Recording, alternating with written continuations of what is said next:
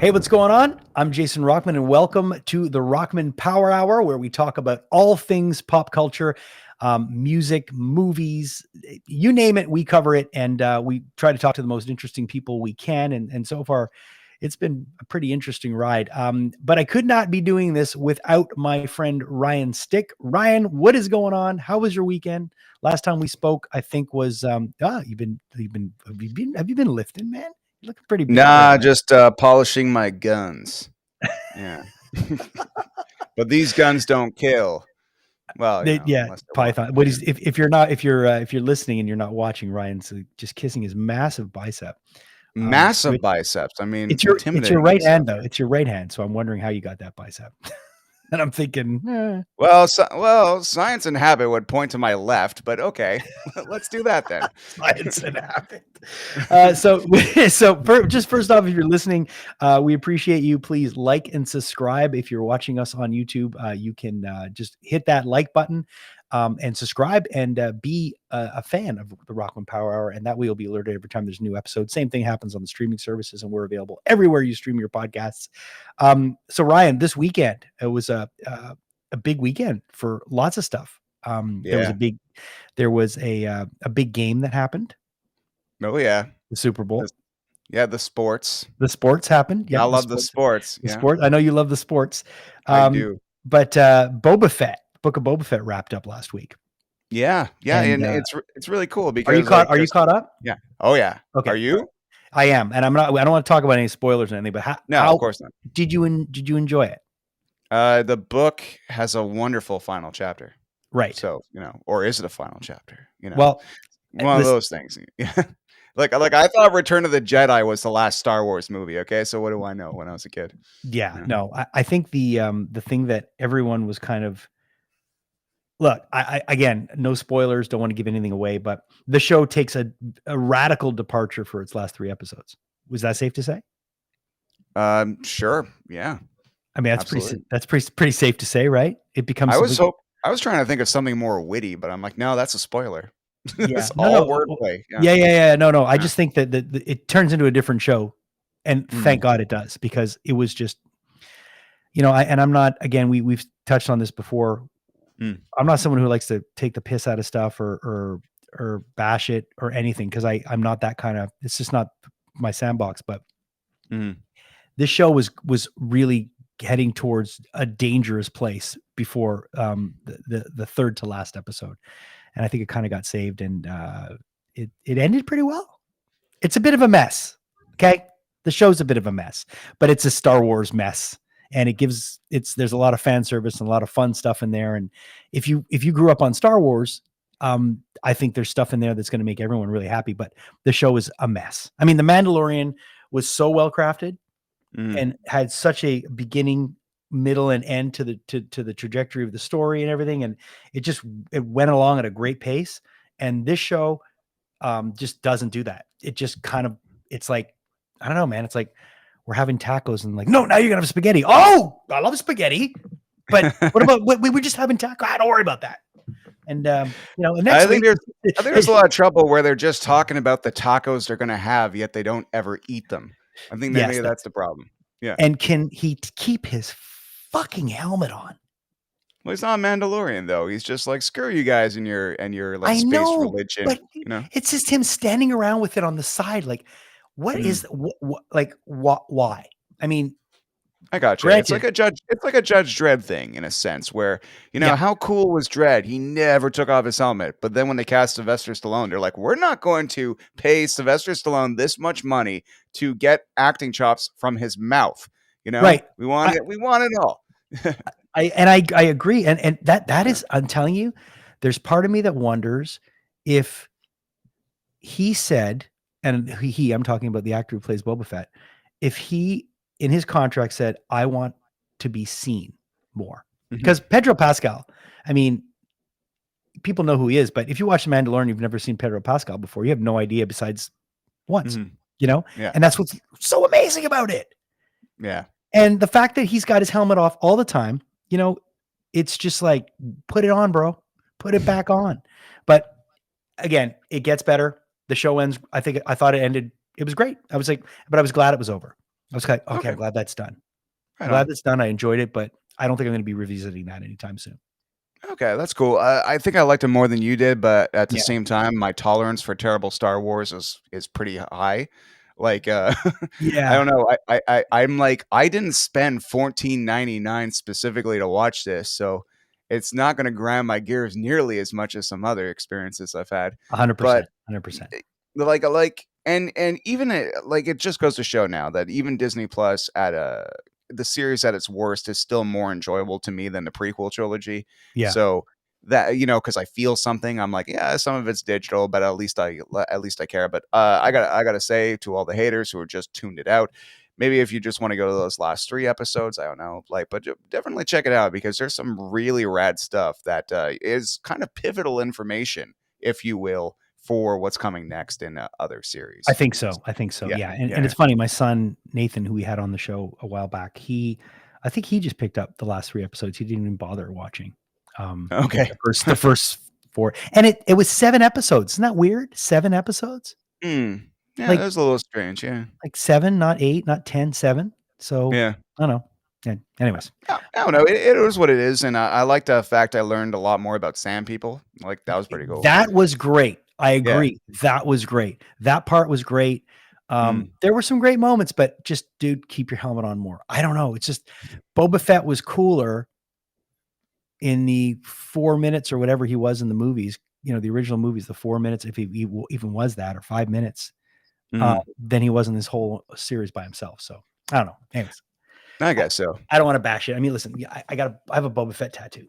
I'm a big Boba Fett fan. I'm See, I not. did not. I never bled for Boba Fett, Yeah, so I I'm going to bled for give you Boba. go for Yeah, take the floor. Be angry if you want I'm to. not My angry. I'm not angry. And my skin does not itch while watching this show, so it's all good. Yeah. anyways, the other show I want to talk about that I've really been loving is Peacemaker, and Oh yeah. I have been taking this in a little bit at a time, not literally, but actually, when you talk about that show, I'm setting myself up for a Yeah, huge you one. should be I've careful how you been phrase that. That's right.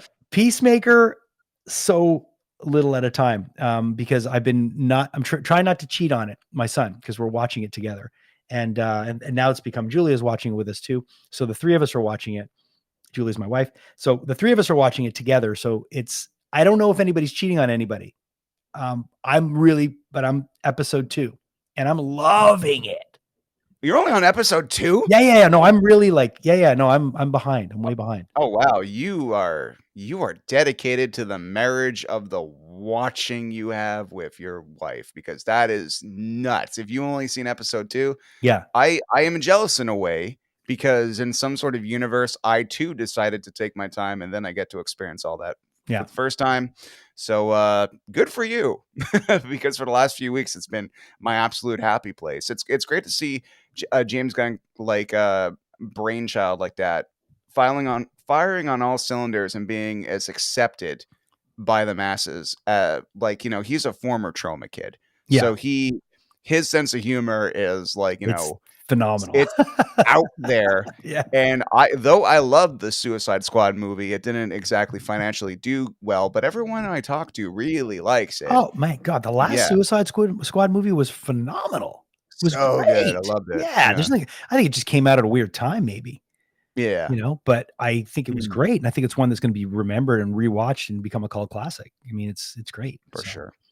but yeah, I'm really looking forward to seeing more Peacemaker. That is for sure. It is, it's awesome.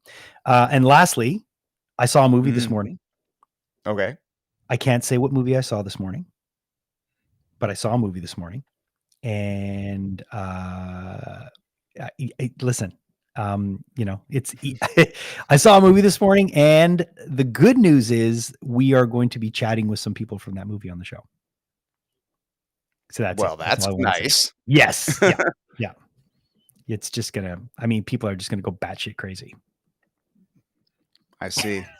Well, All right. it's nice to know that we have some episodes recorded, but we're gonna have some more in the old utility belt. That is right. Now Mm. let's get back to the cave and talk about this week's episode. Who do we have on this week's episode, Ryan? We've got 3 Days Grace. We do. Are you a 3 Days Grace fan?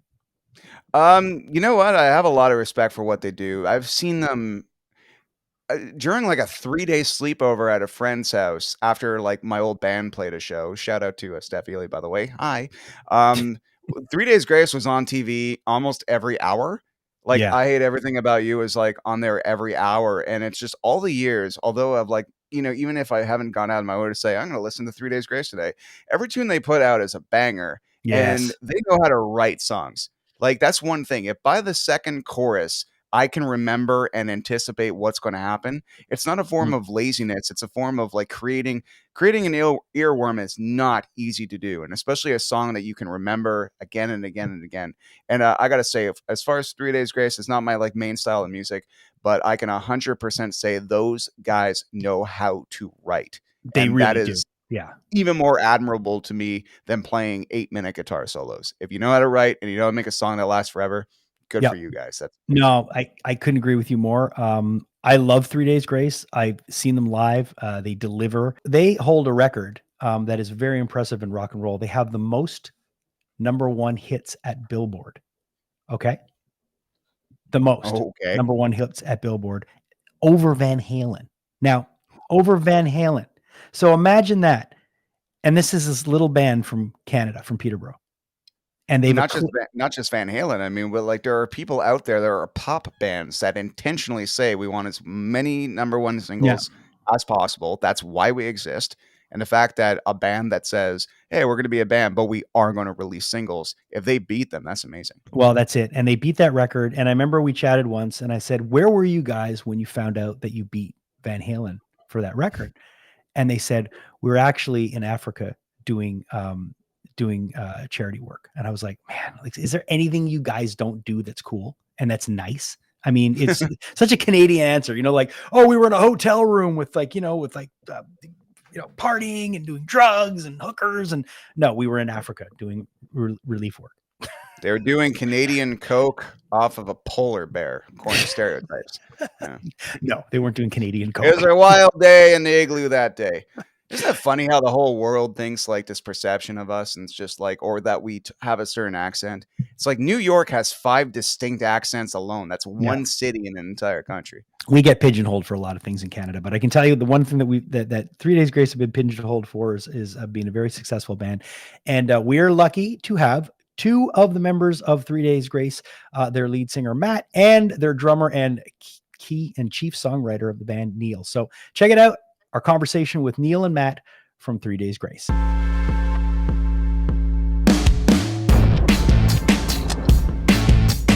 What's going on, man? Good to see you, both of you. How are you?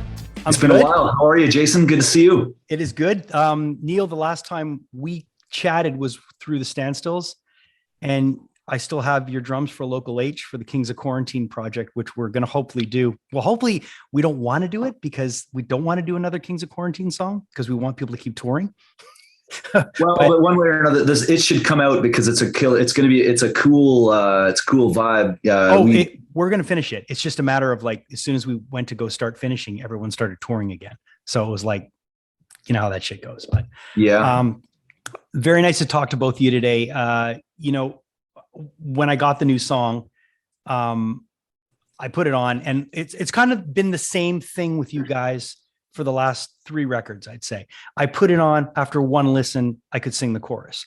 And that says a lot. So kudos again for fucking knocking it out of the park, because you guys, I don't know if you guys have the formula down, but you have it down now. I mean, it is dialed in, and that song kills. It absolutely kills. Yeah. Thanks, man. I think we gauge it sometimes by we know which ones are going to be the most infectious, and like the ones that stick in your head, like that chorus always, like I'll wake up in the middle of the night to take a leak, and I'll be like, holy shit, that song's still going from like, hey, it'll be like 3 o'clock in the morning. I'm up for two minutes. So either some of them are like that, where it's like, oh, okay, I think we're onto something here. Oh, they're infectious, man. And just the line, what a time to be alive. I mean, it's so fitting for what's going on right now.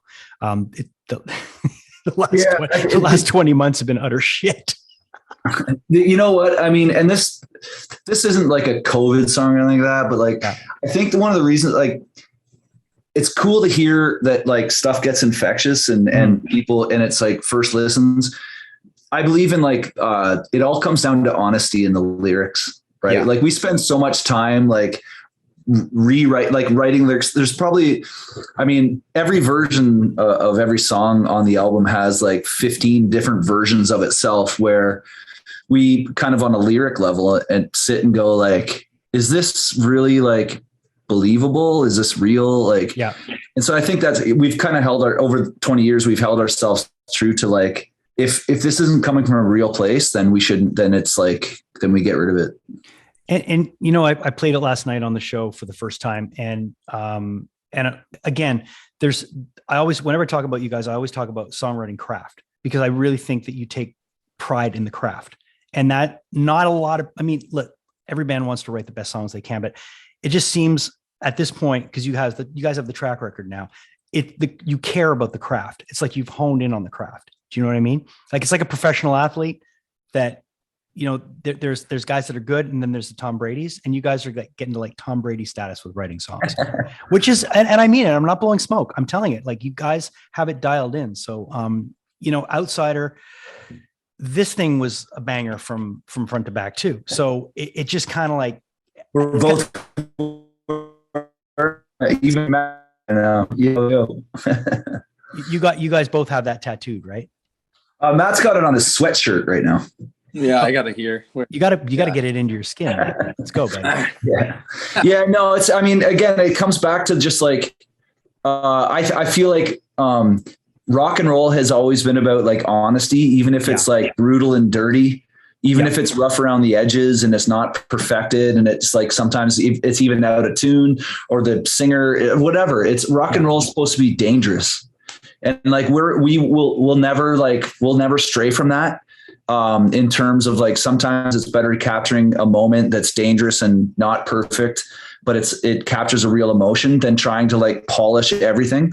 Yeah. And I think that there's so much stuff in modern music, not just rock, but everything else, the bullshit of it being like just over, like whether the singer sounds like he's living and dying on the microphone, or if he's like reading words off of a page. Yeah. I think like we're almost like borderline paranoid of that, of like, this needs to be real, or else we can't put it out, because that's our fucking brand, you know, is being real. And I think the honesty and the conviction comes through. And you know, Matt, the way you deliver on this song too. And what's great is I heard the song, then I went back and watched the video. And that, of course, I'm a guy who loves video. I love the visual aspect that goes along with the audio, and there is a sense of urgency in that video. You know, you can tell that you look like you've just been caged up and you want to just fucking rip.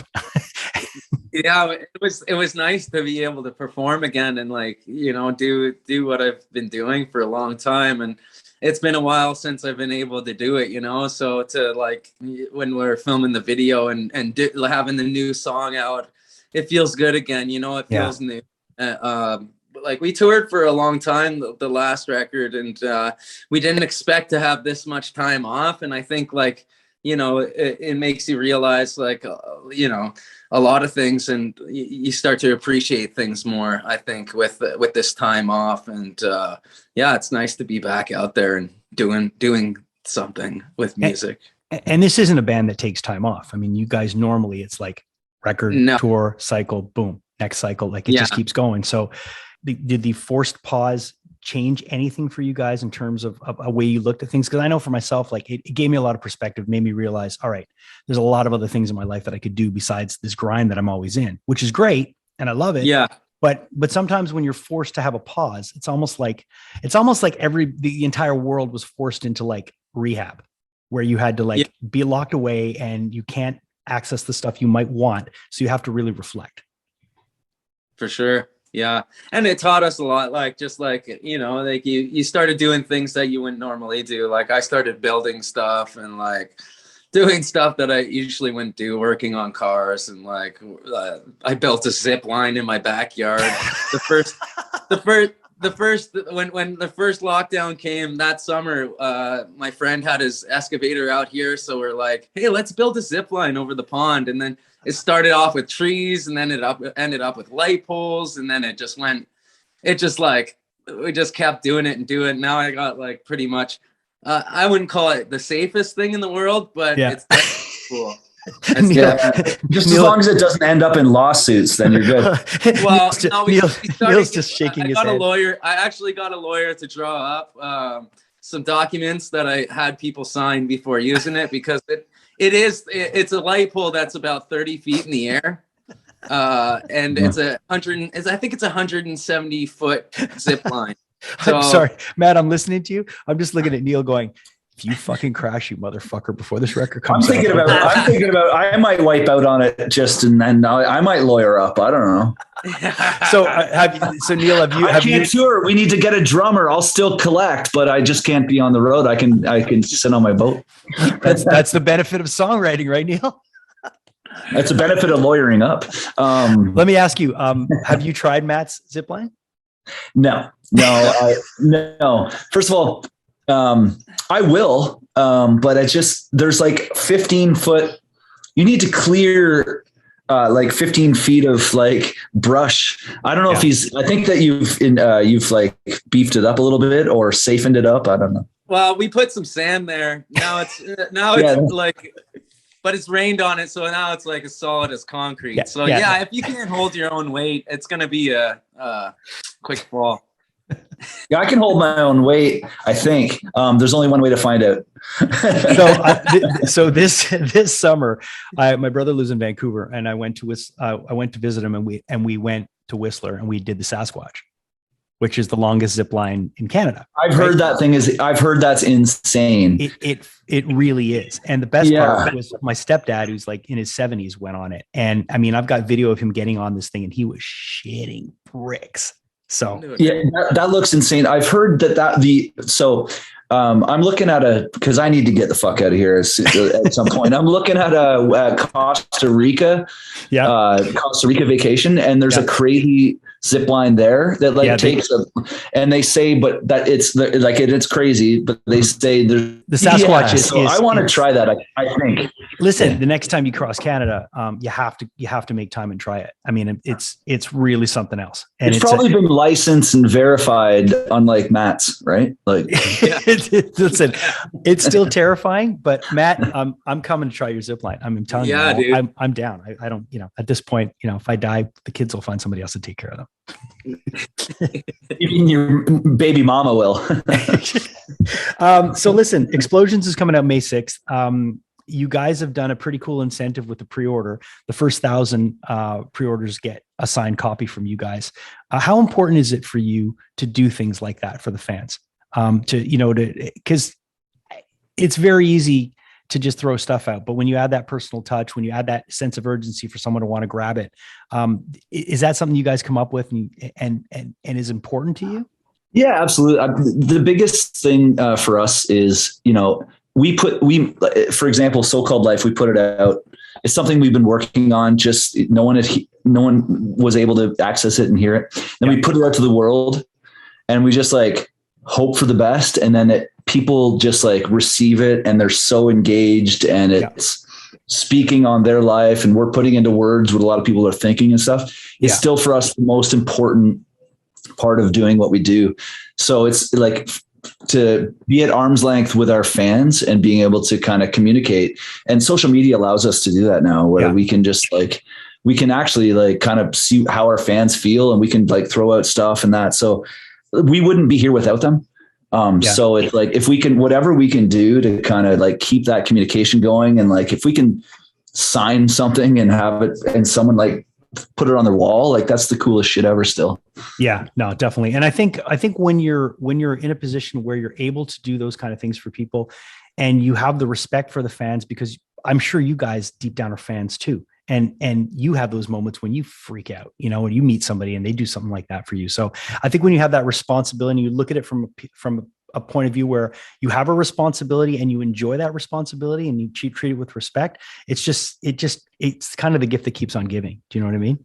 For sure. Like some of the bands we like over the years, in 2007, we opened for the Stones in Saskatchewan. We did 2 shows with a day off in between. And like that to me was the biggest eye opener ever, because they were the most humble. They like, they knew that 3 Days Grace was opening for them. They like did their homework on some of the songs. They like watched the show on their like closed circuit television in the dressing room before they went on. Love it. And like on the day off, they had hosted a party and invited us. It's just like, those guys, they're the Stones, and they're so humble. Yeah. So we kind of like, we wear it on our sleeve that we're like so humble and grateful that people have come along for the journey with us, because it's been, it's been almost 2 decades, and like, and we've had a lot of twists and turns, to say the least. And like, to have the fans along with us, and like, we wouldn't be here without them. It's just super important to us. So when you get, when Mick Jagger knocks on the door and says, "Do you guys want to come to a party?" I mean, I know it doesn't go like that, but you gotta fucking kind of be freaking out. Yeah, it was pretty crazy. I mean, it was you can't like just roll that one off. You had to. One of the craziest ones was in New Jersey. Yeah, it was 3 Days Grace and Breaking Benjamin, co-headliner. This is going back a number of years, and we're backstage. We're about to go on stage, and I'm sitting there with a few guys. With it's Jersey, so we've got some our labels there. They're from New York, and our management and stuff. Yeah, and then someone's like, "Is that the boss over there?" It's like, what are you talking about? Like, that's fucking Bruce Springsteen over there. Bruce had brought his son to a 3 Days Grace Breaking Benjamin concert. Wow. No security, no nothing. Wow. Just like ended up backstage, and we're like, okay, we're about to go on stage. We're like, okay, fucking no pressure, but Springsteen's watching. But moments like that, it's like it's just a reminder that we're like super, super grateful, right? Did you use that as an opportunity to freak Springsteen's son out a bit and like be extra cool with them, set him up with the merch package and the whole thing, or no? No. We just kicked into glory days for about 30 seconds. That's a lie. I'm glad it's a lie. For you, Matt, we're talking about cool experiences and stuff. You're on this journey, and you're the lead singer of this band, and you're able, lead singers have this they'll always have this power in terms of, you are the first line of defense for the band. I mean, you're the first guy that everybody sees. You're usually the voice. You're what people identify with. Tell me a bit of, maybe a story or something where you've been able to do that for somebody that's stuck in your head. Well, yeah, like lately we've been jumping on like TikTok live streams, and people are like doing like live streams and stuff, and I'll jump on and like just see like, hey, and I'll jump in their live stream and talk to them for a bit, and they're super cool, and like you jump off and they're just freaking out, and it's like it's weird because I live out we all live out in the country in Canada. Right. So we don't like, you see people at the grocery store, everybody. Yeah, of course. So you kind of forget like, oh wait, like I see like where they're coming from. If if I jumped on and, somebody from Lincoln Park jumped in my live stream, I would be freaking out. Right. You know what I mean? Like, but I don't look at myself as that, and I kind of forget that I am that kind of thing because we're out here in the country. Ziplining. It's super humbling though. Like, yeah. But it's nice to do things like that. You got to give back like that. And I think it's important. Sure. It's, and obviously jumping in like live streams of people that are like musicians and stuff working on their songs, and like there's so many super talented musicians on TikTok and like these platforms now. Mm-hmm. It's insane. Like you get to see it. Like there's a lot of like talent out there. Speaking of talent and working with talent, Neil, you produce. You just finished working with good friends of mine in the Standstills. I absolutely love that band. What was it like working with them? And should people be excited about that record? Because I know I am excited. I've been trying to get them to send me stuff, and they're pretty tight-lipped about everything. But what was that experience? I'll send it to you. Okay. I'll go. You got to go around in me. I'll send it. All right, good. After this call. Yeah, no. We the Standstills album they asked me to produce, and I was like, okay, well, let's go. And then they got a wicked record coming up.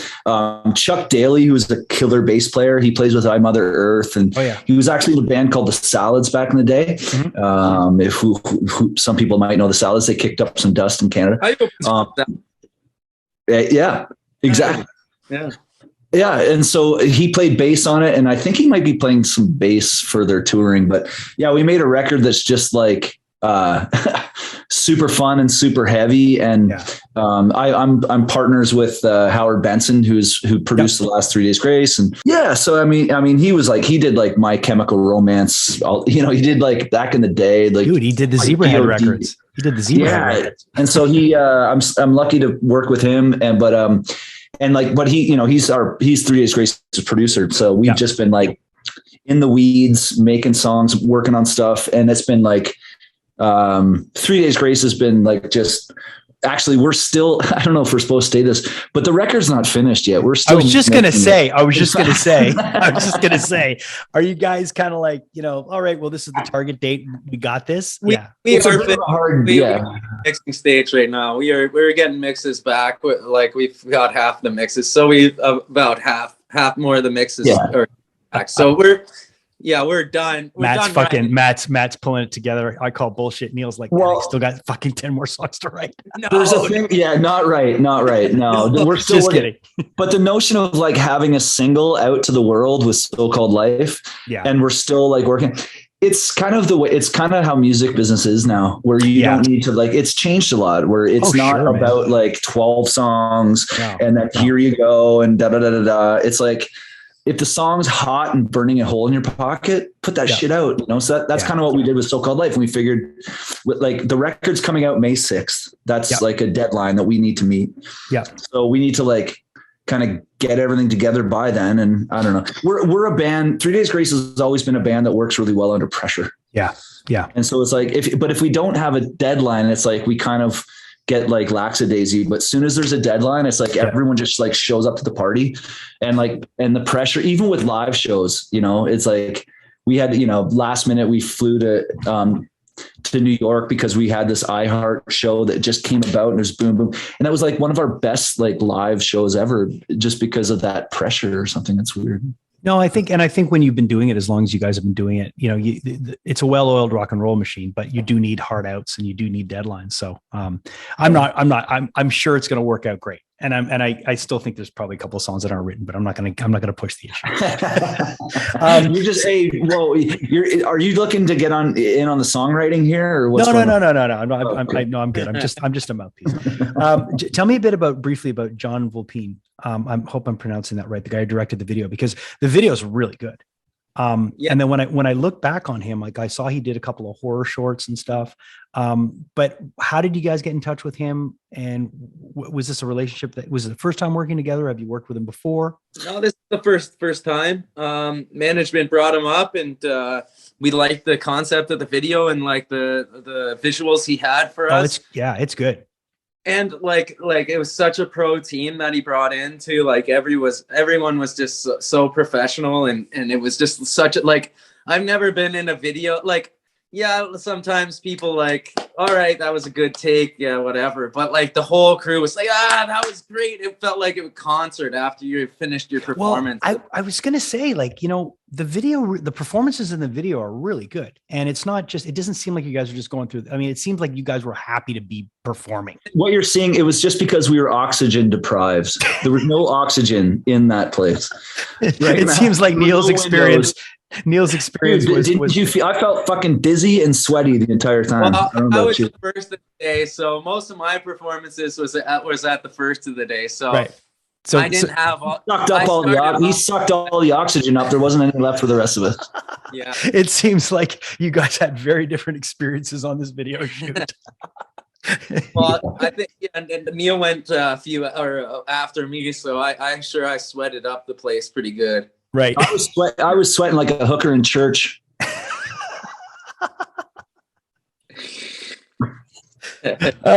Listen, I before we go, because I know you guys have other people to chat with, but there's a tour that's booked, and it seems like it's at a good place. I think the first date's in April, right? Godsmack. Yeah, we have some shows with Godsmack. And then we have some shows with Black Veil Brides, and that's the stuff in like April. And then our record comes out May 6th.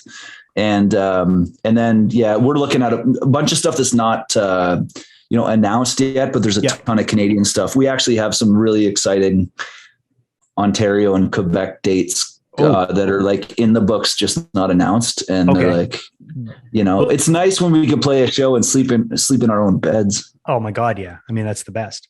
That's the absolute best. That's the dream, right? That's the dream. If you could do the stadium and then go home, I mean, everyone would still want to do it. Like Metallica.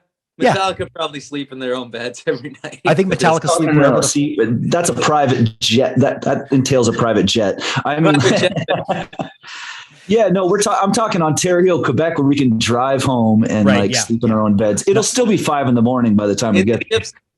But it'll still be nice. Is there any trepidations about the touring coming up? Like, I know, a lot of people are still kind of, I don't know if it's shell shock from the last bit of time, but does it still feel like you're waiting for the other shoe to drop, or do you feel like confident, like, okay, we're going to be good in April? We're kind of in the mindset of just like taking it as it comes one day at a time. Of course. We got super fortunate because we had toured so much, like 2018, 2019. We went all over, like we did laps around the world. We went to Russia. You were ready for a break. Yeah. So, and we had planned on a break. So, the Outsider tour took us, like, we went everywhere, and on a global level. And then we were just like, had already planned, okay, guys, 2020, we're taking it off. Okay.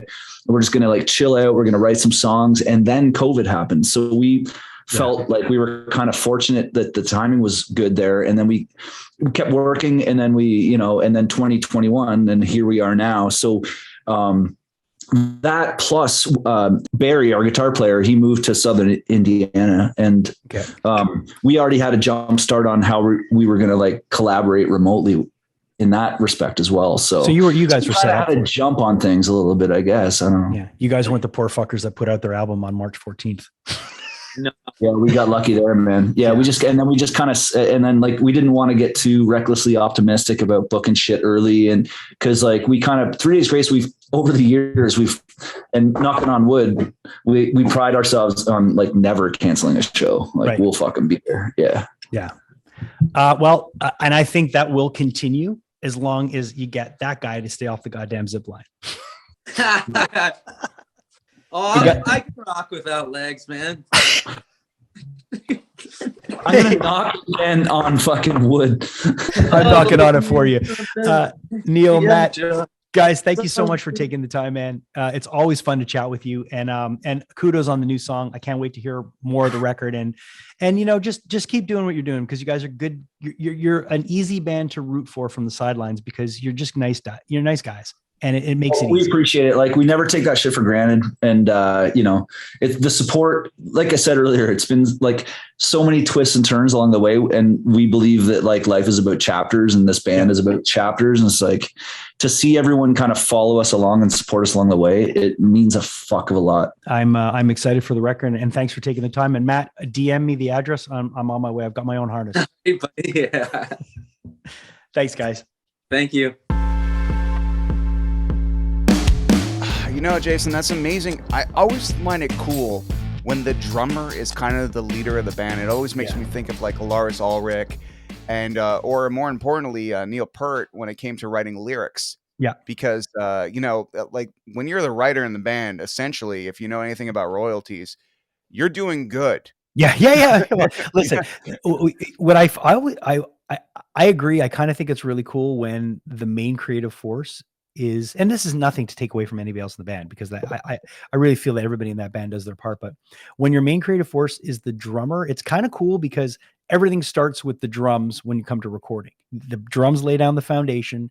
The drums lay down the way the song is going to go rhythmically. The time of the song is all usually, it comes from the drummer. So I think it makes sense when the drummer is the heartbeat. But Neil is a really talented guy, and as we touched on in the interview in our chat, he's a real he's a songwriter. He's producing. He's working with Howard Benson, who's one of the best producers in modern rock. He's another powerhouse that's just worked on some incredible records.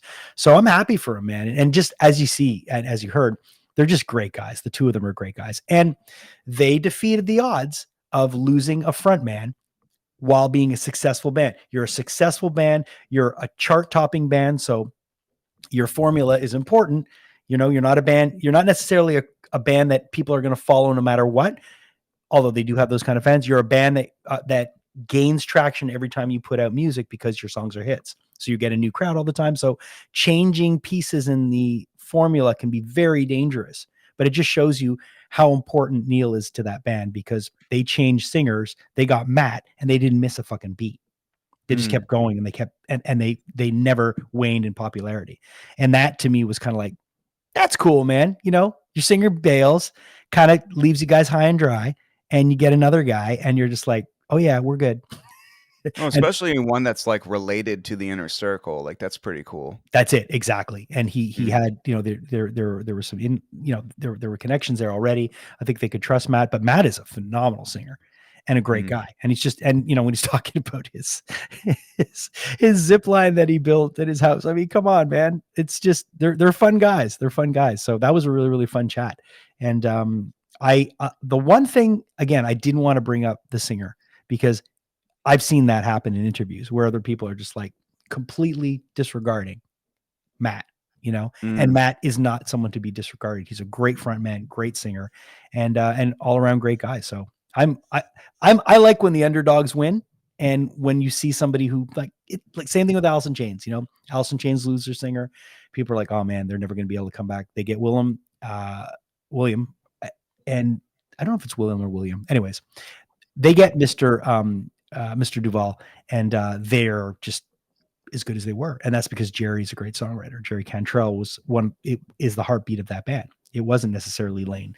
And I know a lot of people are going to say this and that, but the proof is in the pudding. The band continued, and they're still a phenomenal band that, again, didn't miss much of a beat. So yeah, you know, the thing about Matt, he kind of reminds me of just like one of those awesome people that if you ran into at Faffoons or something, or just Faffoons for everybody out there that aren't Montrealers. Faffoon Electric, yes. Yeah, it's a really cool bar downtown that a lot of people would go to after playing somewhere like the Metropolis. But or the Metellus, I should say. But Matt just seems like one of those great guys that would, you know, if you're freezing outside waiting for an autograph next to the bus, he would definitely come out and hang out with people and give them their experience. In fact, all the guys in the band seem like that, really seem connected to their audience, aren't dismissive or jaded about their audience at all, and seems they are aware that 3 Days Grace fans are why the band has thrived all these years. And it's really nice to see that when people don't let success turn them into absolute pieces of shit. Yeah, that is not the case at all with those guys. So yeah, that was a great chat. I'm really, really glad we got a chance to talk with them. I just want to let people know also that the new record is coming out May 6th. So we got to talk to them a little bit ahead of the record. The new song, So-Called Life, really good. The album, Explosions, May 6th, available everywhere. You can do some pre-orders on their website. And if you want to buy physical, and they're going to be touring. So this is a great time to be a 3 Days Grace fan. And I'm really, really glad we got a chance to talk with them today. Ryan, next week on the show, Heavy Metal Legends.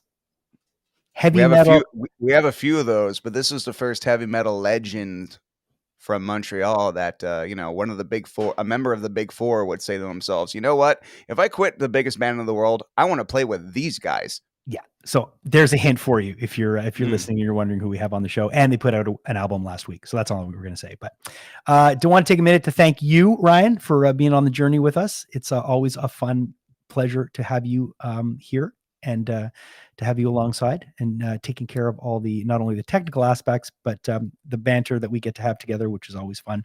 I want to thank our producer, Julia Kajerski, and all of you for being here every week and keeping us company. Please like and subscribe, and come back. Make sure you tell your friends if you're enjoying the podcast, because we for sure are really, really enjoying doing it for all of you. And we'll see you next week on the Rockman Power Hour.